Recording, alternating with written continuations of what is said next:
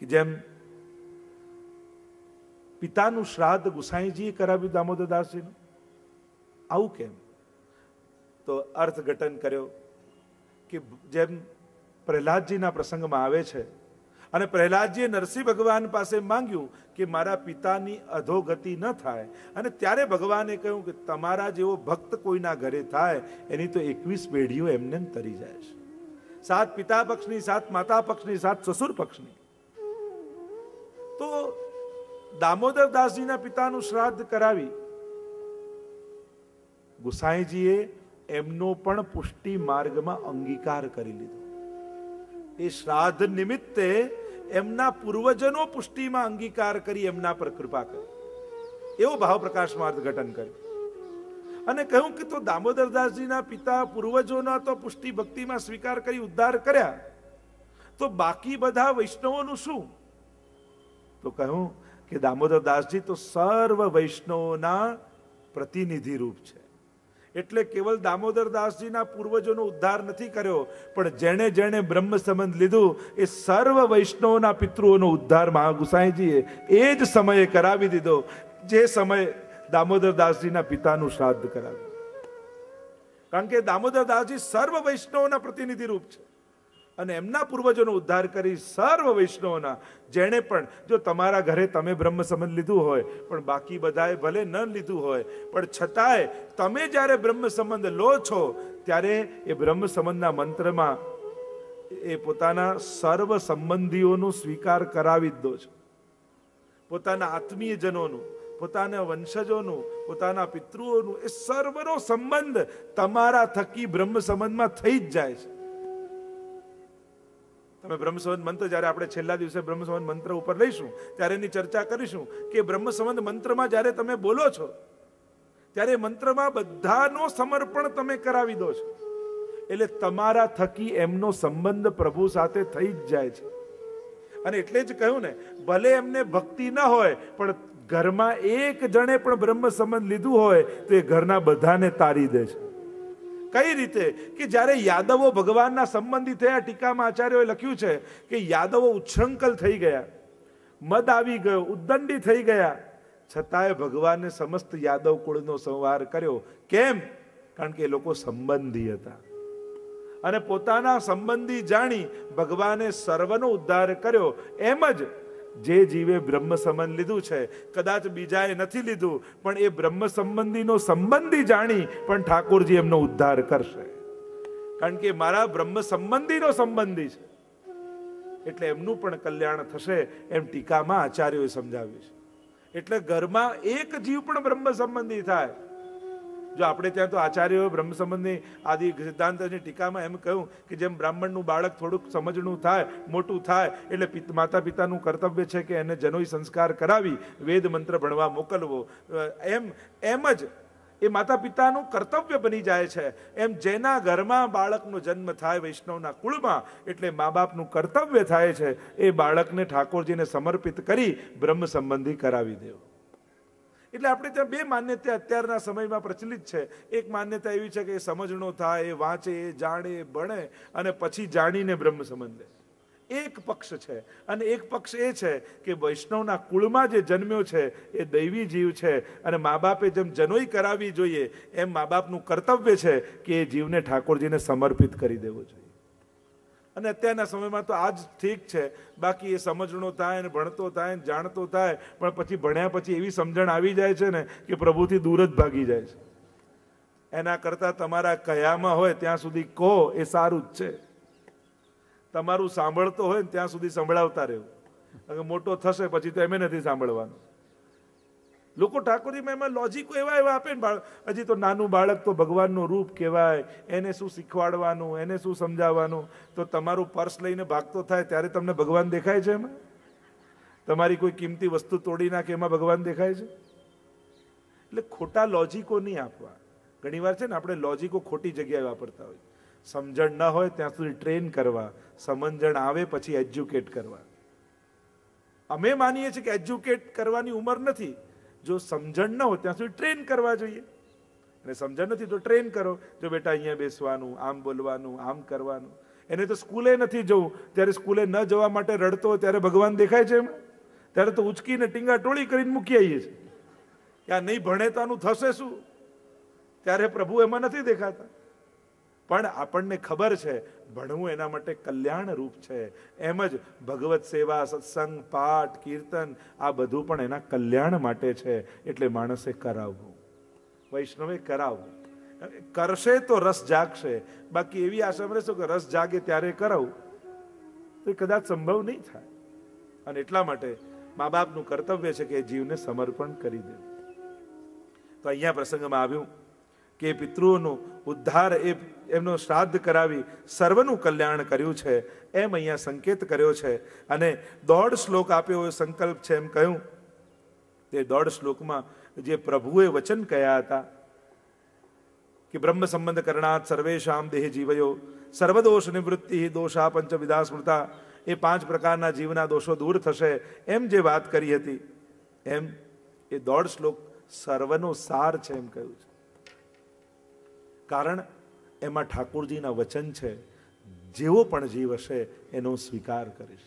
અને બ્રહ્મ સંબંધથી સર્વ દોષોની નિવૃત્તિ થશે. એક માર્ગમાં પ્રવેશ માટેનો એક પ્રધાન સિદ્ધાંત છે. એટલે કે એમાં સર્વ ભગવદ વાણીમાં સર્વસાર આવી ગયો. એટલા માટે 1.5 શ્લોકમાં બધું જ આવી ગયું એમ કર્યું છે. આગળ પ્રસંગમાં એ જ પ્રસંગમાં 5મા જ પ્રસંગમાં કહ્યું કે ગુસાઈજી દામોદરદાસજીને નમસ્કાર ન કરવા દેતા, દંડવત ન કરવા દેતા, ચણસ્પર્શ ન કરવા દેતા. કારણ એવો ભાવ રાખતા કે દમલાજીના હૃદયમાં મહાપ્રભુજી બિરાજે છે, સાક્ષાત મારા મહાપ્રભુજીના સેવક છે. જો ગુસાઈજી આદર રાખે છે મહાપ્રભુજીના સેવક માટે.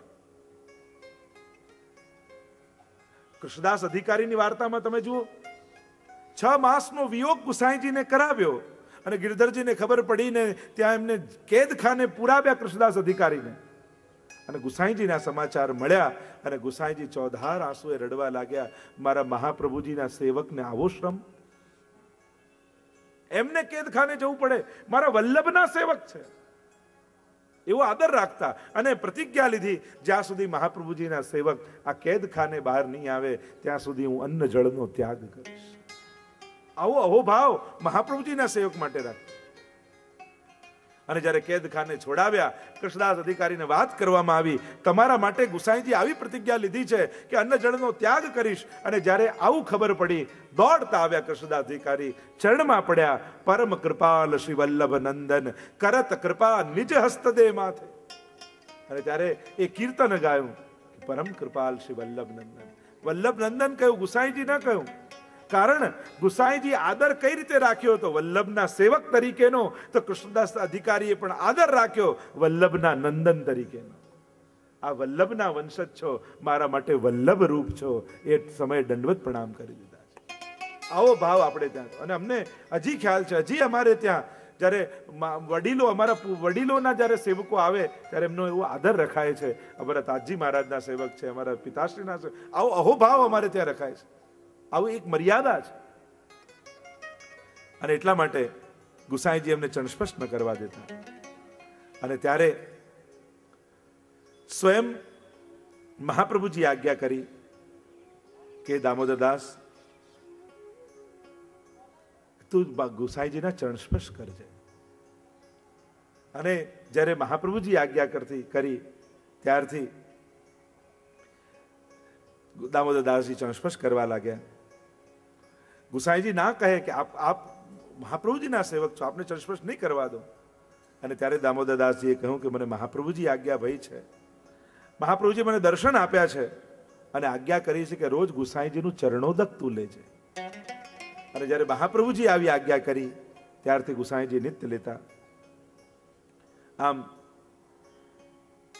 ભાવ પ્રકાશ બતાવ્યો કે ગુસાઈજી અને મહાપ્રભુજીમાં અભેદ જાણવું. ગુસાઈજીના હૃદયમાં શ્રી મહાપ્રભુજી સદાય બિરાજે છે. જેમ ગુસાઈજી દમલાજીમાં જોતા કે આમના હૃદયમાં મહાપ્રભુજી છે અને એટલે ચરણસ્પર્શ ન કરવા દેતા, પણ ગુસાઈજીના હૃદયમાં મહાપ્રભુજી છે એવો ભાવ રાખીને દમલાજી દંડવત ન કરતા. એટલે મહાપ્રભુજી સંકેત કર્યો કે અમારા ભેદ સ્વરૂપમાં ભેદ ન જાણતા. અને ત્યારે આચાર્યજીનો ભાવ રાખી અને મહાપ્રભુજીનો ભાવ રાખી દામોદરજી દંડવત કરતા.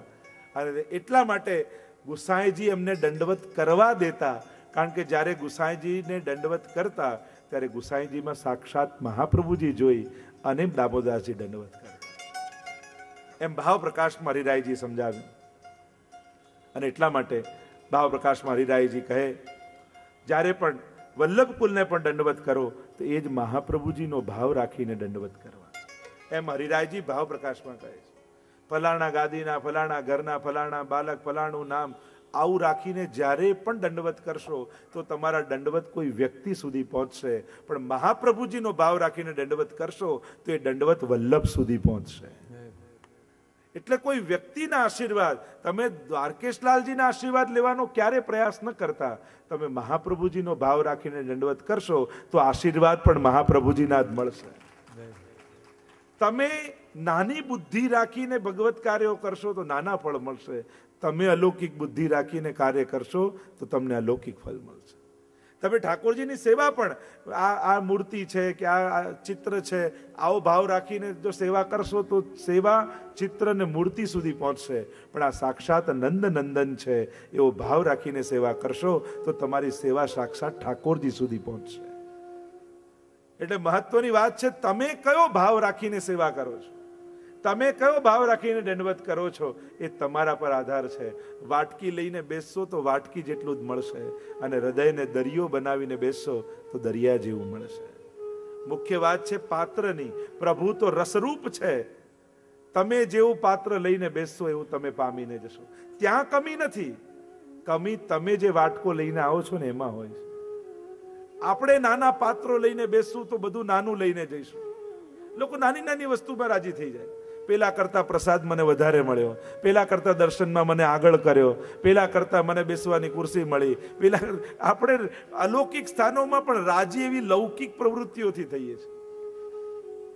એટલે આવા અલૌકિક સ્થાનોમાં કોઈક લૌકિક વ્યવહારની કુશળતા મળી જાય યા અનુકૂળતા મળી જાય તો એમાં કઈ રાજી થવા જેવું નથી. અહીંયા અલૌકિકતા શું મળી તમને એનો વિચાર કરો. આપણે લૌકિક લોકો છીએ ને, લૌકિક વ્યવહારોથી રાજી થઈએ છીએ. અલૌકિક સ્થાનોમાં અલૌકિક પદાર્થોથી પ્રસન્ન થવું, અલૌકિક વૃત્તિઓથી પ્રસન્ન થવું. ઘણીવાર અલૌકિક સ્થાનોમાં જઈને પણ લૌકિકતા પામીને આવી જઈએ. આ મંદિર કરતા અહીંયા ફેસિલિટી સારી, આપણને કેવું સ્વાગત કરીને ખુરશી આપે, બેસાડે, માન આપે તો ગમે આપણને. પણ એમાં કઈ અલૌકિકતા સદાતી નથી. વ્યવહારમાં તો દરેક કુશળે જોવી, વૈષ્ણવ આવે તો દરેકે આદર આપવો જોઈએ. પણ કોઈ પણ અલૌકિક સ્થાનોમાં અલૌકિક વ્યક્તિઓ પાસે, લો જે પાસે ગયા ને આપણને તો ચાનું ના પૂછ્યું, તો ચા પીવા આવ્યા હતા. તો અલૌકિક સ્થાનોમાં જઈ આ ચા પાણીના વ્યવહાર કરવા ત્યાંય જવાનું. મૂળ વાત છે મને સેવા આપી કે નહીં એ વિચાર કરો. કે હું બેઠો તો અને મને કહું અહીંયા બુહારી કાઢી આવો, હું બેઠો તો મને કહું આ વૈષ્ણવને પ્રસાદ લેવડાવી આવો. આવું જ્યારે મળે ને ત્યારે માનજો કે હવેલીમાં ગયો ને મને સાચો પ્રસાદ મળ્યો. તો આ ભક્ત માંગે માનજી. વલ્લભાખ્યાનમાં પણ ગોપાલદાસજી કહ્યું ભક્ત માન માંગે. તો કયું માન માંગે? કે અમને સ્ટેજ પર બોલાવીને અમારી વાહ કરે એ માન, કે ના, અધિકાર અનુસાર સેવા આપવી એ જ ગુરુએ કરેલું સન્માન છે. તમારો જેવો અધિકાર એ પ્રમાણે તમને સેવા સોંપી ત્યારે માનજો કે આજે સાચું સન્માન મારું કરવામાં આવ્યું છે. એટલે અલૌકિક વ્યક્તિઓ પાસે અલૌકિક સ્થાનોમાં જઈ લૌકિક વ્યવહારની અપેક્ષા રાખીને ક્યારેય ન જતા. અને એવી અપેક્ષા રાખશો તો તમારી સેવા ક્યારેક છૂટશે. કારણ એ જ છે અહીંયા આપણે અલૌકિકતા પામવા આવ્યા છીએ. લૌકિક તો દુનિયામાં બધે મળશે, આવી લૌકિક વાહવાઈઓ તો બધે મળી જશે, પણ આવી સેવા બીજે નહીં મળે. અને એટલા માટે અલૌકિક વ્યક્તિઓ પાસે અલૌકિક પામવાની ઈચ્છા રાખજો. કે આપે માન આપ્યું, આ કર્યું, બધું બરાબર, એ આપની વ્યવહાર કુશળતા, એ આપની દીનતા બરાબર છે, પણ મને સેવા શું આપી આપે? આ દેહ કંઈ ઘસાયો તો નહીં પ્રભુની સેવામાં, આ વાણીમાં ભગવત નામ તો ન નીકળ્યું, મારો મારી કોઈ યથાશક્તિ કોઈ અંગીકાર ન થયું સેવાનું. કંઈક મને આ લાભ મળે ત્યારે એમ લાગે કે આ દેહ ઘસાય તો કંઈક સેવા નીકળે, સેવા મળી એવો આનંદ અમને આવે. અને એટલા માટે અહીંયા કહ્યું કે દંડવત કરો તો એવો ભાવ રાખીને કરજો જાણે મહાપ્રભુજીને દંડવત કરું છું. આવો ભાવ જો તમારા હૃદયમાં આવ્યો તો પછી કોઈ લૌકિકતા તમને આડે નહીં આવે. અમારા દાદજી મહારાજના પ્રસંગ એવું આવે છે. અમારા પરદાદે શ્રી પુરુષોત્તમલાલજી મહારાજ એક વૈષ્ણવ આવ્યો ને કહેવા લાગ્યો, જ્યારે આપ તો સાક્ષાત શ્રી મહાપ્રભુજી છો. ત્યારે એમણે કહ્યું, જો આવું ન બોલીશ. કેમ? કે અત્યારે તો તું મારા ગુણ જુએ છે, પણ પછી ક્યારેક જો મારા દોષ દેખાયા ને તો પછી મહાપ્રભુજીના દોષ જોયાનો અપરાધ તને લાગશે. એટલે એ વિચારીને તું બોલ મને મહાપ્રભુજી. જો તારો ભાવ દ્રઢ છે તો બરાબર છે, પણ જો અડધા ભાવે આ શબ્દ બોલ્યો અને ક્યાંક જો મારા દોષ દેખાયા તો પછી વલ્લભના દોષ જેવા અપરાધ લાગશે તને. એટલે વિચારીને બોલ. એટલે મૂળ વાત છે આપણા ભાવની, આપણી શ્રદ્ધાની. જો શ્રદ્ધા રાખી તો પછી ક્યારેય રંચક પણ એ ભાવ ના આવવો જોઈએ. કોઈએ પ્રશ્ન કર્યો છે કે વૈષ્ણવ ત્યારે જોતા તો મહાપ્રભુજીમાં સાક્ષાત ઠાકોરજીને એ દેખાતા, આજે કેમ અનુભવ નથી થતો? કારણ આજે દૈવી જીવનો ભાવ નથી. એ દૈવી જીવનો જ્યારે ભાવ આવી જાય તો એ તત્વો તો આજે પણ પ્રગટ વિદ્યમાન છે, પણ એ દૈવી ભાવ, કારણ કે દૈવી જીવો સીધા ભૂતલ પર આવ્યા, ભગવત સંબંધ થયો એટલે અલૌકિક દ્રષ્ટિ પ્રાપ્ત થઈ. અને એ અલૌકિક દ્રષ્ટિ જ્યારે પ્રાપ્ત થાય ત્યારે આજે પણ એ તત્વોમાં અલૌકિકતાનો અનુભવ થઈ શકે છે. આગળ 5મા પ્રસંગમાં વિરામ આપતા 6ઠા પ્રસંગમાં પ્રવેશ કરાવતા કહ્યું, દર 3જા દિવસે શ્રી દમલાજીને મહાપ્રભુજી દર્શન આપતા. અને 3 દિવસ જો દર્શન ન થાય તો દમલાજીના પેટમાં એટલું દર્દ થતું, એટલી પીડા થતી, એટલો તાપ એમને થતો કે તુરંત મહાપ્રભુજી ત્યાં પ્રગટ થઈ જતા. દામોદર ભક્ત વત્સ્યો, પહેલા જ કહ્યું ઉદરમાં દામ બંધાયેલો છે અને એટલે પેટની પીડા બતાવી. પેટમાં કેમ દુખે છે? કારણ ઠાકોરજી ઉદરથી બંધાયા ને દોરડાથી, તો અહીંયા મહાપ્રભુજી પણ દમલાજીથી બંધાયેલા છે એટલે પેટની પીડા બતાવે. કેવી પેટમાં પીડા થતી, મહાપ્રભુજી પ્રગટ થતા અને ત્યાં ભગવદ વાર્તા થતી, અલૌકિક રહસ્ય વાર્તા કરતા. અને જે મહાપ્રભુજી સાથે રહસ્ય વાર્તા થતી એ દામોદર દાસજી ગુસાઈજી પાસે જઈને કહેતા અને સર્વ ભાવાત્મક પ્રકારો ત્યાં ગુસાઈજીની આગળ વર્ણન થતા. અને આમ સર્વ રહસ્ય વાર્તાઓ દમલાજી ગુસાઈજી પાસે કહેતા. આગળ 3 દિવસ એટલા માટે કહ્યું કે એકવાર દર્શન આપતા ત્યારે 3 દિવસ સુધી એ મહાપ્રભુજીનો આવેશ દમલાજીમાં રહેતો. એમના રોમ રોમમાં શ્રી વલ્લભ વ્યાપેલા રહેતા. 3 દિવસ સુધી આવેશ રહેતો. જો ભગવદ આવેશ બહુ મહત્વનો છે.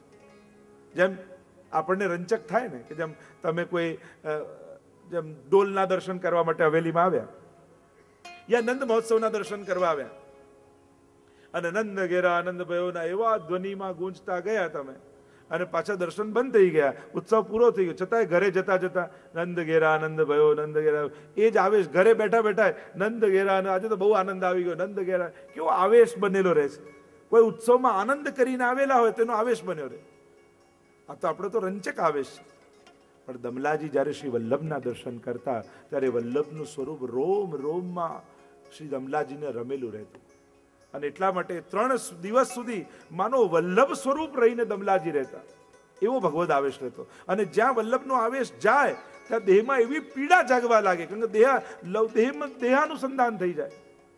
એટલે ફરી શ્રી મહાપ્રભુ દર્શન આપે એટલે 3 દિવસ સુધી પાછો એ આવેશ બનેલો રહે. આગળ 7મા પ્રસંગમાં કહ્યું કે દામોદર દાસજી ગુસાઈજી પાસે જ્યારે આવતા ત્યારે ગુસાઈજીની અડધી ગાદી દાબીને બેસતા અને શ્રી મહાપ્રભુજી ગુસાઈજી ચરણ સ્પર્શ ન આપતા, કારણ કે ભાવ રાખતા કે દમલાજીના હૃદયમાં શ્રી વલ્લભનો વાસ છે, અને અડધી ગાદી દાબીને બેસતા. મહાપ્રભુજી જ્યારે એકવાર જોયું ત્યારે દામોદર દાસજીને ગુસાઈજીની મહાપ્રભુજીએ કહ્યું કે દમલા તું ગુસાઈજી को कहा करके जाने. જો આ 2 પ્રશ્નો. એક, ગુસાઈજી દમલાજીને પૂછ્યું હતું કે તમે વલ્લભને શું કરીને જાણો છો? તો કહું ઠાકોરજીથી પણ અધિક. એ ગુસાઈજીએ પૂછેલું. હવે મહાપ્રભુજી દમલાજીને પૂછે છે કે તમે ગુસાઈજીને શું કરીને જાણો છો? દમલા તું ગુસાઈજી को कहा करके जाने. ત્યારે દમલાજીએ કહ્યું કે આપકે પુત્ર કરકે જાને હું, કે આપના લાલજી છે એવું કરીને જાણું છું. અને ત્યારે મહાપ્રભુજી આજ્ઞા કરી કે દમલા जैसो तू मोकू जानत है तैसे ही इनको स्वरूप जानियो। કે જેમ તું મને પ્રભુ કરતા અધિક કરીને વલ્લભ કરીને જાણે છે એવું જ ભાવ ગુસાઈજીમાં રાખજે. અને જ્યારે મહાપ્રભુજી આવી આજ્ઞા કરી, સ્વંશે સ્થાપિતા શેષ સ્વમાત્મ સ્મયાપ, મારું અશેષ મહાત્મ્ય ગુસાઈજીએ મારું જ સ્વરૂપ છે, છોટો બડો ન જાનીએ સભી અગ્નિ સ્વરૂપ. એ ભાવ મહાપ્રભુજી વાત કરી કે દમલા તું કભી ભી છોટો બડો કરકે મત જાન, મેરે પુત્ર કરકે મત જાન, મેરો ही સ્વરૂપ કરકે જાન. અને જ્યારે આવી વાત મહાપ્રભુજીએ કરી ત્યારથી દમલાજી નીચે બેસતા, ચણસ્પર્શ કરતા ગુસાઈજીના, અને શ્રી વલ્લભ તરીકેનો જ ભાવ રાખતા. અને કેવલ જાણે દમલાજીને નથી કહેતા મહાપ્રભુજી, દમલાજી તો સર્વ વૈષ્ણવના પ્રતિનિધિ રૂપ છે. સર્વ વૈષ્ણવને કહે છે ગુસાઈજી અને મહાપ્રભુજીમાં ક્યારે ભેદ જાણતા. આપણે તો વાર્તા પ્રસંગમાં આવે છે, એકવાર મહાપ્રભુજી અને ગુસાઈજી સાથે બિરાજ્યા હતા અને વૈષ્ણવે આવીને પૂછ્યું કે આપ બંનેના સ્વરૂપમાં શું ભેદ છે. અને ત્યારે મહાપ્રભુજી પીઠ દઈને બિરાજ્યા, તું અમારા બંનેમાં ભેદ જાણે છે, એક ही રૂપ કરીને જાણજે. ત્યાં કામનની બેઠકજીનો જ્યારે પ્રસંગ આવે છે, વૈષ્ણવે હટ લીધી કે મારે મહાપ્રભુજીના દર્શન કરવા છે, અને અખંડ સર્વોત્તમના પાઠ શરૂ કર્યા. અખંડ મારે વલ્લભના પ્રગટ દર્શન કરવા છે. અને થોડો સમય ગયો એટલે ત્યાં ગુસાઈજી પધાર્યા. ગુસાઈજી પધાર્યા અને કહ્યું કે તમે હઠ છોડી દો અને હવે પાઠ કરવાનું બંધ કરી દો. અને ગુસાઈજી પધારી ગયા, પણ પેલા માન્યા નહીં, મારે તો મહાપ્રભુજીના સાક્ષાત દર્શન કરવા છે. અને અખંડ પાઠ ચાલુ રાખ્યા. 1.5 મહિનો થયો ત્યારે મહાપ્રભુજી પ્રગટ થયા અને પ્રસન્ન થઈ ગયા. બહુ કૃપા કરી હે મહાપ્રભુજી, પણ આપે આવવામાં આટલું મોડું કેમ કર્યું? મેં તો સાંભળ્યું છે કે 3 દિવસ પાઠ કરે ને દર્શન થઈ જાય. મહાપ્રભુજીએ કહ્યું મોડું મેં નહીં, સમજવામાં તે મોડું કર્યું. 3 દિવસ પછી હું ગુસાઈજી રૂપે તારી સામે સાક્ષાત પ્રગટ થઈ જ ગયો હતો, પણ તે અમારા બંનેના સ્વરૂપમાં ભેદ જાણ્યો એટલે તને આટલી વાર લાગી. તો મહાપ્રભુજીએ જ્યારે લીલામાં પધારતા હતા ત્યારે વૈષ્ણવે પૂછ્યું કે જયરાજ આપના ભૂતલમાંથી પધાર્યા પછી આપના પ્રગટ સ્વરૂપના અમને દર્શન કેમ થાય? ત્યારે મહાપ્રભુજીએ કહ્યું કે આટલા સ્વરૂપે હું ભૂતલમાં સદા પ્રગટ સ્વરૂપે બિરાજીશ. પહેલું કહ્યું કે મારા બેઠકજી રૂપે હું ભૂતલ પર પ્રગટ સ્વરૂપે બિરાજીશ. બીજું કહ્યું મારા ગ્રંથ સ્વરૂપે હું ભૂતલ પર પ્રગટ બિરાજીશ. ત્રીજું કહ્યું મારી પાદુકાજી સ્વરૂપે હું ભૂતલ પર બિરાજીશ. ચોથું કહ્યું મારી માલાજી સ્વરૂપે હું ભૂતલ પર બિરાજીશ. પાંચમું કહ્યું મારા હસ્તાક્ષર સ્વરૂપે મારા ભૂતલ પર બિરાજીશ. અને પાંચમું કહ્યું મારા વંશ સ્વરૂપે હું ભૂતલ પર બિરાજીશ. આટલા સ્વરૂપે હું સદાય મારા ભૂતલ પર બિરાજીશ, અને આમાંથી કોઈ એકનો પણ આશ્રય કરશે તો એને સાક્ષાત મારો અનુભવ થશે, એમ મહાપ્રભુજીના વચનો છે. અને ત્યારથી દમલાજી ગાદી દાબીને ન બિરાજતા, ચણસ્પર્શ કરતા, ચરણો દક લેતા.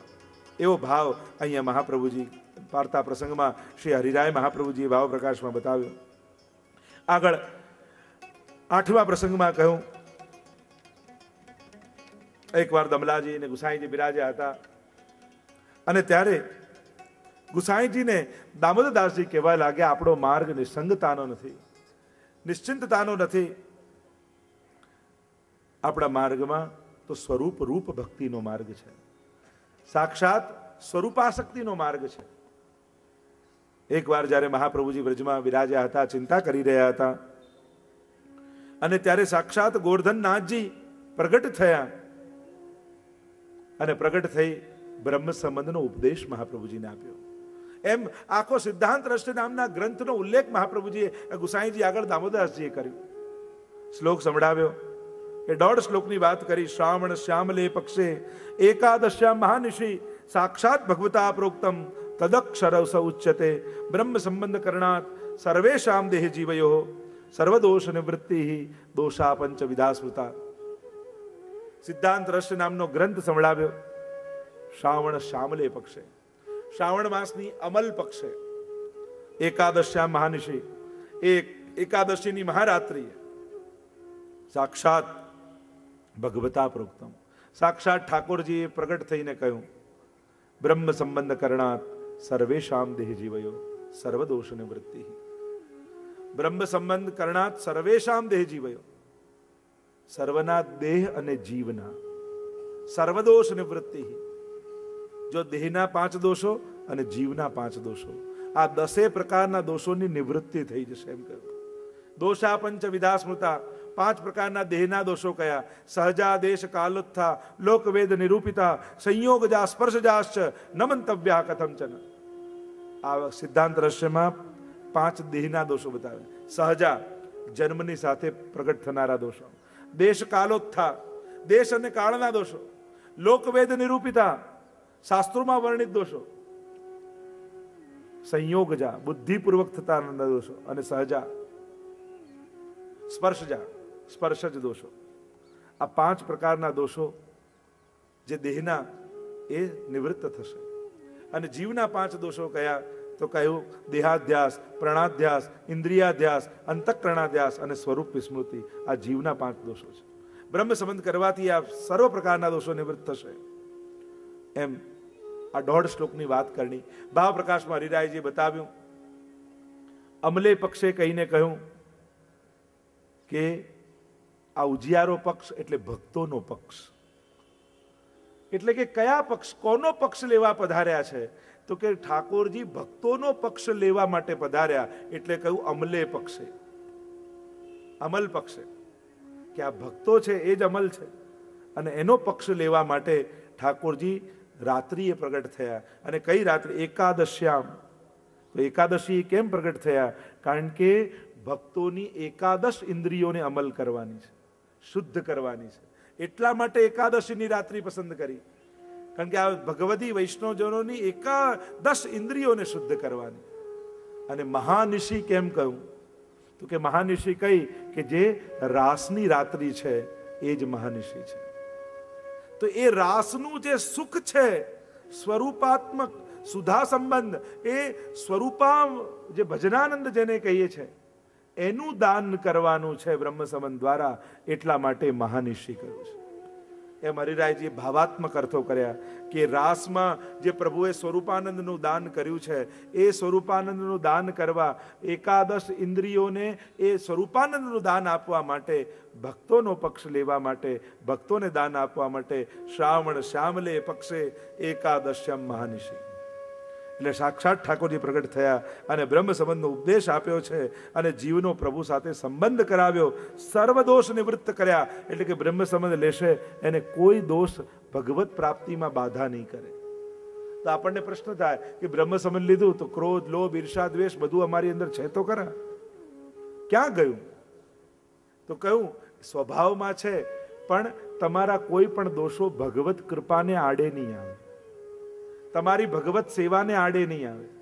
એટલે કે તમે ક્રોધી છો તો પેલા શાસ્ત્રોમાં કહેતું કે તમે કૃપાનો અધિકારી નથી, પણ એ ભલે ક્રોધ રહ્યો, બ્રહ્મ સંબંધ લીધું છે તો ભગવત સેવાનો અધિકારી છે. લોભી છે છતાંય ભગવત સેવાનો અધિકારી છે. આપણે ત્યાં તો પેલા કંજુ શેઠની વાર્તા હોય ને, માનસીમાં દૂધમાં હાથ નાખ્યો તો પણ ભગવત સેવાનો અધિકારી છે. પ્રભુ એના સ્વભાવની સામે નહીં જુએ, એના સ્વરૂપની સામે જોઈને એના પર કૃપા કરશે. પછી એનો સ્વભાવ ભગવત કૃપાને આડે નહીં આવે. અને આમ આગળ દામોદરદાસજીની સહાયતાથી વાર્તામાં લખ્યું છે, ગુસાઈજીએ શૃંગાર રસ મંડનના ગ્રંથની રચના કરી. વાર્તા પ્રસંગ 8 ને વિરામ કર્યો. 9મો પ્રસંગ, શ્રી આચાર્ય મહાપ્રભુજી दमला जी ने जोईने कहता है, दमला यह मार्ग तेरे लिए प्रकट कियो है. અને જ્યાં સુધી આચાર્યજીના માર્ગની સ્થિતિ છે ત્યાં સુધી હે દમલા તારી પણ સ્થિતિ આ માર્ગમાં રહેશે. જ્યાં સુધી પુષ્ટિ માર્ગ છે ત્યાં સુધી દામોદરદાસ હરસાનીજીનો પણ સ્થિતિ છે એમ કહ્યું. તો દમલાજી ક્યાં છે? જ્યાં આ અમલા વૃત્તિ છે ત્યાં ત્યાં દમલાજી આજે પણ છે. એટલે કે હજી જ્યાં સુધી પુષ્ટિ માર્ગ રહેશે ત્યાં સુધી આ વૃત્તિ આ માર્ગમાં રહેશે કે શ્રીજી કરતા પણ જેમાં વલ્લભમાં અધિક પ્રીતિ છે. અને એ જીવો સદાય પુષ્ટિ માર્ગમાં રહે. આજે ઘણા એવા ભગવદીજનો છે કે જેને વલ્લભમાં એવી આસક્તિ છે, એવો એનો માર્ગ છે, એવો એનો ભાવ છે. આજે ઘણા એવા જીવો છે અને એ પ્રીતિ સહજ હોય છે, એ કરવાથી નથી આવતી, સહજ એનામાં છે. આજે ઘણા એવા વૈષ્ણવને ઓળખું. વચ્ચે જ એક જગ્યાએ પધરાવની હતી, વલ્લભમાં એટલી એને આસક્તિ, મહાપ્રભુજીની એવી સુંદર સેવા એના ઘરે કે તમે સેવાના ઓરડામાં જાઓ તમને એમ લાગે કે સાક્ષાત અહીંયા મહાપ્રભુજી રહે છે. એવું સિંહાસન, એવી સૈયા, એવું વાતાવરણ, એવો ભાવ, તમને એમ લાગે કે શ્રી વલ્લભ અહીંયા ઘરમાં બિરાજે છે. એવી સુંદર સેવા મહાપ્રભુજીની. તો એવા તો અનેક ભગવદીય જનો છે. આજે અમે ઘણા એવા વૈષ્ણવને ઓળખીએ છીએ કે જેની અંદર આ અમલા વૃત્તિ, આવો ભાવ છે. કારણ કે મહાપ્રભુજીના વચન છે, જ્યાં સુધી મારા માર્ગની સ્થિતિ રહેશે ત્યાં સુધી દમલાજીની પણ સ્થિતિ રહેશે. દમલાજીને કોઈ વ્યક્તિ ન માનતા, આ ભાવની એક વૃત્તિ છે. આ એ વૃત્તિ આજે પણ એ ભગવદીય જનોમાં સદાય બિરાજમાન રહેશે, જ્યાં સુધી પુષ્ટિ માર્ગ છે ત્યાં સુધી. દામોદાસે કહ્યું, જ્યારે મહાપ્રભુજીએ પૂછ્યું હતું કે દમલા તે કછું સુન્યો, ત્યારે દમલાજીએ કહ્યું સુન્યો પર સમજ્યો નહીં. ત્યારે મહાપ્રભુજીએ કહ્યું, દમલાજી હજી તમને 10 જન્મનો અંતરાય છે. એટલે કે દામોદાસજીના હજી 10 જન્મ છે. ભાવ પ્રકાશમાં તો હરિરાયજી કહે છે, દમલાજી તો માર્ગનો સ્તંભ છે, અને એટલા માટે ફેરી ફેરીને, ફરી ફરીને શ્રી દમલાજી આ માર્ગમાં પ્રગટ થાય છે, બિરાજે છે આ માર્ગમાં, અને વલ્લભની ભક્તિમાં એ જીવોને એ અગ્રસર કરે છે. જેમ વલ્લભ દ્વારા વલ્લભ કુલનું પ્રાગટ્ય છે, એમ દમલાજીની આ વાત કહી અને વૈષ્ણવ કુલના પણ એ પરંપરાનો મહાપ્રભુજીએ એ માર્ગ આગળ વધારી દીધો. કારણ કે દમલાજી એ વૈષ્ણવનું પ્રતીક છે. તો જેમ વલ્લભ કુલની સદા સ્થિતિ છે, એમ વૈષ્ણવ કુલની પણ સદા દમલાજી દ્વારા સ્થિતિ રહેશે. આ બિંદુ સૃષ્ટિ જેમ છે, એમ નાદ સૃષ્ટિ પણ શ્રી દમલાજી દ્વારા આ માર્ગમાં સદાય પ્રગટ રહેશે, એમ સંકેત મહાપ્રભુજી અહીંયા કર્યો. આગળ 10મા પ્રસંગમાં કહ્યું કે એકવાર શ્રી મહાપ્રભુજી સુંદર શિલા પાસે બિરાજ્યા હતા, અને મહાપ્રભુજી શ્રી દમલાજીની ગોદમાં, સુંદર શિલા એટલે આજે પણ જ્યાં મુખારવિંદ છે ને, ત્યાં મહાપ્રભુજીના સામે બેઠકજી છે. તમે જયારે ગિરિરાજીમાં જાઓ ત્યારે એ ગિરિરાજના મુખારવિંદની સામે સુંદર શિલાના બેઠકજી કહીએ છીએ, એ સ્થાન. અને ત્યાં દમલાજીની ગોદમાં મહાપ્રભુજી મસ્તક રાખીને પહોળેલા છે, અને દમલાજી જાગી રહ્યા છે. જો આવી અહર્નિશ સેવા શ્રી દમલાજીને મળેલી છે.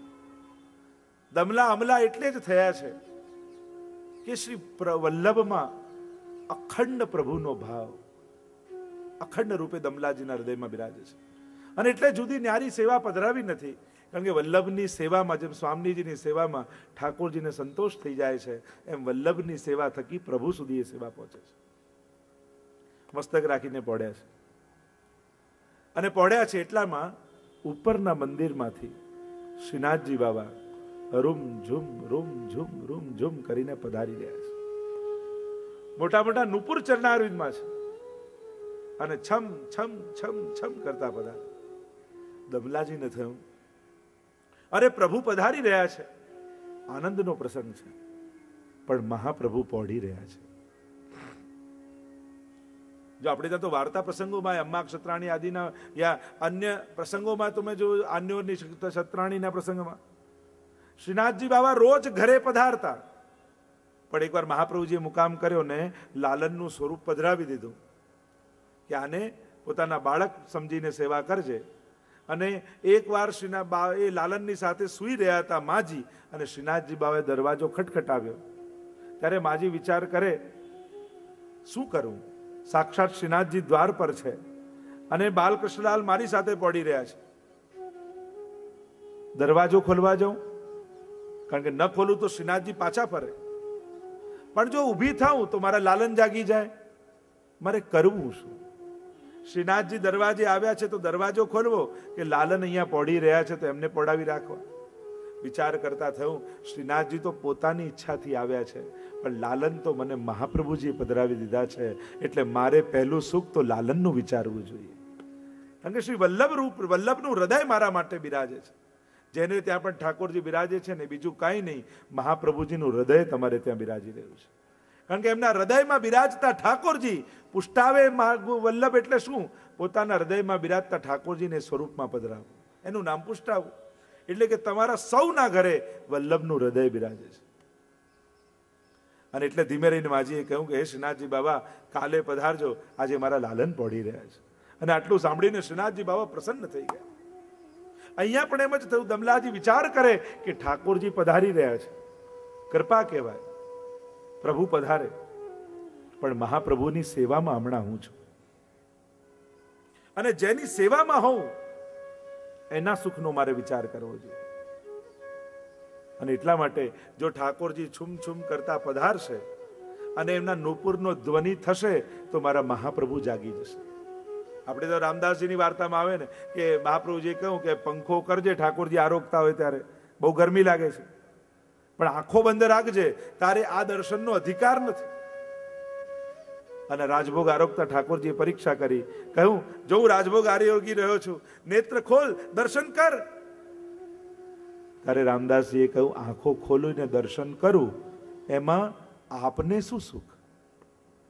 આપ જે વાત કરી રહ્યા છો એ મારા સુખની વાત કરી રહ્યા છો કે મને જોઈને આનંદ થાય, પણ અમારા આચાર્ય ચરણ તો સમજાવે, પ્રભુ જેમાં આપના સુખની વાત કરે એને પરીક્ષાર્થ આજ્ઞા જાણવી, અને સ્વસુખની પ્રભુના સુખની વાત કરે એને કૃપાર્થ જાણવી. જે આજ્ઞામાં આપણા સુખની વાત હોય એમ માનવું કે પ્રભુ પરીક્ષા કરી રહ્યા છે, અને જેમાં પ્રભુના પોતાના સુખની વાત હોય એમાં એમ જાણવું આજે ઠાકોરજી બહુ મારા પર કૃપા કરી કે એમનું સુખ મારા થકી થયું. પ્રભુના સુખના માધ્યમમાં આપણે જો માધ્યમ બનીએ પ્રભુના સુખમાં, એ દિવસે આપણું દેહ લેવું સફળ થયું કહેવાય.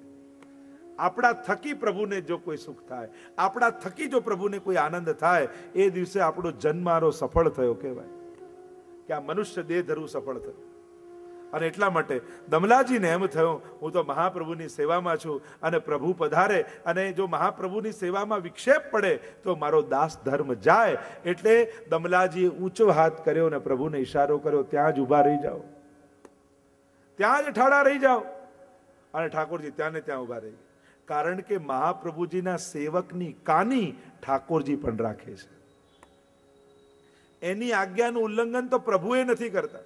વાર્તામાં જુઓ ને, ઠાકોરજીને રોકી દીધા, આપને બહાર નહીં જવા દો, અહીંયાથી આગળ નહીં જવા દો, મને દ્વારપાલ બનાવે છે ગુસાઈજી. પેલા પટેલ વૈષ્ણવની વાર્તામાં આવે ને, કહ્યું કે ધ્યાન રાખજે અહીંયાથી કોઈ બહાર જાય નહીં, કોઈ અંદર આવે નહીં. અને પેલા પટેલ વૈષ્ણવ કહ્યું હવે નક્કી કોઈ બહારનો અંદર નહીં જાય ને અંદર વાળો કોઈ બહાર નહીં જાય. અને શ્રીનાથજી બાબા તો જ્યાં ખેલવા માટે બહાર પધાર્યા, ઉભો રહે, કોણ છો, ક્યાં જાઓ છો, કેમ જાઓ છો? અરે મારે ખેલવા રાસ કરવા જવું છે, ગુસાઈજીની આજ્ઞા નથી, કોઈ બહાર વાળો અંદર નહીં ને અંદર વાળો બહાર નહીં, મારે જવાબદારી છે. પેલો એમ કહ્યું, ઠાકોરજીએ કહ્યું ચાલ તું મારી સાથે ખેલવા ચાલ, તને ભરોસો નથી આવતો, હું પાછો આવી જઈશ. અને ઠાકોરજી તો રાસ કરે ને પ્રભુના શૃંગાર એક પછી એક પડતા જાય ને પેલો વીણતો જાય, જોલીમાં ભરતો જાય, ભરતો જાય, ભરતો આખું પોટલું ભરાઈ ગયું. અને ઠાકોરજી રાસ ખેલીને પધાર્યા, ગુસાઈજીને શૃંગાર આપ્યા. જો આ તમારો લાલન રોજ ખેલવા જાય ને બધા શૃંગાર પાડીને આવે છે, આ તો હું પાછળ પાછળ વીણવા ફરું છું. પણ ગુસાઈજીના સેવકોની કાની ઠાકોરજી પણ રાખે છે, એ આદર ઠાકોરજી પણ રાખે છે. ત્યારે ગુસાઈજીના મહાપ્રભુજીના સેવકો, કારણ કૃષ્ણદાસ અધિકારીએ એ બારી પણ ચણાવી દીધી શ્રીનાથજી બાવાની, તો શ્રીનાથજી ઈચ્છે તો ગુસાઈજી પાસે જઈ શકત, પણ મહાપ્રભુજીના સેવકે ના પાડી છે, એટલે એની કાની ગુસાઈજી પણ રાખી અને શ્રીનાથજીએ પણ રાખી છે. કાની કારણ વલ્લભના સેવક છે, કારણ કે એમના સેવકનું જો અનાદર કરે તો વલ્લભનો અનાદર થાય. આપણે ત્યાં તો કોઈના સેવકનો અનાદર કરવો એમનો અનાદર કહેવાય છે. આવી કાની આપણે ત્યાં છે. અને એટલા માટે ઠાડા કરી દીધા. શ્રીનાથજી બાબા પણ ઠાડા રહી ગયા. થોડી વાર થઈ એટલે મહાપ્રભુજીના નેત્રો ખુલ્યા અને જુએ તો પર્વતની ઉપર શ્રીનાથજી બાબા ઉભા છે. અરે બાબા આપ ત્યાં ક્યાં ઉભા છો, અહીંયા પધારો. એટલે દોડતા દોડતા શ્રીનાથજી બાબા આવ્યા, ગોદમાં બિરાજી ગયા. આપ દૂર કેમ ઠાડા હતા? આ આપના સેવક મને બરજ્યા, ખીજાયા, અરે મને ઈશારો કરીને ત્યાં ઉભો કરી દીધો એટલે હું ત્યાં ઉભો રહી ગયો. હા પ્રભુજી નારાજ થયા, દમલા તે આમ કેમ કર્યું? ઠાકોરજી નામ રોકાય, જરા જ ક્ષમા કરજો, પણ હું પ્રભુની નહીં મહાપ્રભુની સેવામાં હતો, આપની સેવામાં હતો અને આપના સુખનો વિચાર કરવો એ મારો પહેલો સેવક ધર્મ છે. શ્રીનાથજી બાબા કહેવા લાગે, આ બરજો નહીં આમને ઉપર, આમણે જે કર્યું એ સારું કર્યું છે. આમણે તો આમનો સેવક ધર્મ નિભાવ્યો છે, કારણ કે આપના હૃદયમાં હું સદા બિરાજું છું. અને દમલાજીનો એવો ભાવ છે, આપ સાક્ષાત સ્વામીજી રૂપ છો અને આપના હૃદયમાં મારો વાસ છે, અને આપના સુખનો વિચાર એ જ મારો સુખનો વિચાર છે. અને એમણે આપની નિંદ્રા ભંગ ન થાય એટલે મને રોકી દીધો. એટલે એમણે તો એમનો સેવક ધર્મ નિભાવ્યો છે, એમને બરજતા નહીં. અને આમ ઠાકોરજીએ દમલાજીનો પક્ષ લીધો છે. આ છે દમલાસો અમલા, જે પ્રભુ કરતા પણ મહાપ્રભુને અધિક જાણે છે. આ છે દમલામાંથી અમલા.